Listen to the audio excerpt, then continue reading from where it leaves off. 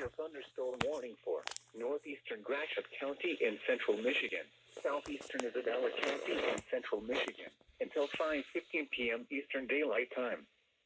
At 4:35 p.m. Eastern Daylight Time, a severe thunderstorm was located 7 miles southwest of Shepherd, or 8 miles south of Mount Pleasant, moving southeast at 40 miles per hour. Hazard, 60 miles per hour wind gusts and quarter-size hail. Source, radar indicated. Impact, hail damage to vehicles is expected. Expect wind damage to roofs, siding, and trees.